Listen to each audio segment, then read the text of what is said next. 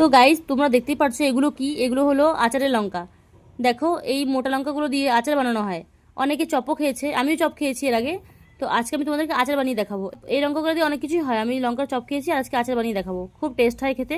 তো চলো প্রসেস শুরু করা যাক। আর এই লঙ্কার আচারে কি কি মশলা পড়বে সেগুলো আগে দেখে নিই একবার। চলো, লঙ্কার গুঁড়ো, হলুদ গুঁড়ো, ধনে গুঁড়ো, মৌরি গুঁড়ো, কালো সর্ষে আর সাদা সর্ষে, আর লাগবে হচ্ছে তেল আর লবণ আর ভিনিগার।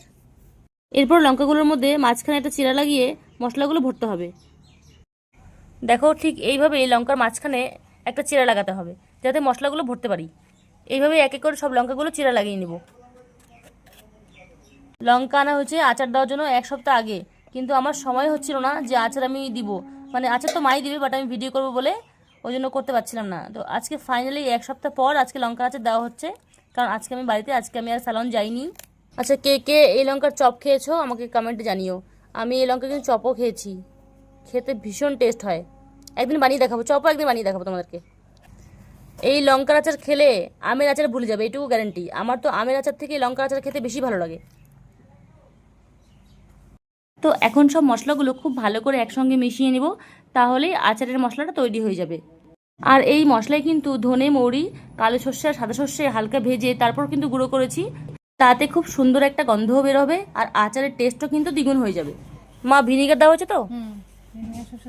ভিনিগার, সর্ষের তেল, লবণ, হলুদ, বাকি সব মশলা। এই দেখো ঠিক এইভাবে লঙ্কার মধ্যে মশলাগুলো ভরতে হবে।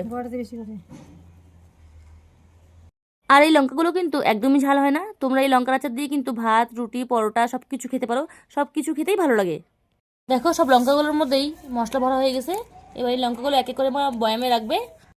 এমনিতে এই মোটা লঙ্কাগুলো সারা বছরই কম বেশি পাওয়া যায়, কিন্তু শীতকালে একটু বেশি পাওয়া যায়। তোমরাও এইভাবেই কোনো প্লাস্টিকের বয়ামে রেখে দিও। কাচের বোতল না হলেও চলবে, বা কাচের কোনো পাত্র না হলেও চলবে, প্লাস্টিকের হলেও চলবে। সরষের তেলটা একটু বেশি করে দিতে হবে, কারণ সরষের তেলেই কিন্তু গলবে লঙ্কাটা। তোমরা দেখলে পুরো প্রসেসটা যে কি করে লঙ্কার আচার হয়, আমি তোমাদেরকে পুরোটাই দেখালাম। এখন এগুলোকে রোদে রেখে দেবো। রোদে রেখে দিলে প্রত্যেকদিন অল্প অল্প করে এই লঙ্কাগুলো অটোমেটিক নিজের থেকেই গলে যাবে। আর দেখো দেখতে কি সুন্দর লাগছে, মনে হচ্ছে এখনই খেয়ে নিই, কালারটা যে সুন্দর। তো তোমরা জানিও আমার আজকে লঙ্কার আচার বানানোর ভিডিওটা তোমাদের কেমন লাগলো। তোমরাও বাড়িতে বানিয়ে খেও, তোমাদেরও ভালো লাগবে। আবার আসবো নতুন কোনো ভিডিও নিয়ে। আজকের মতো টাটা।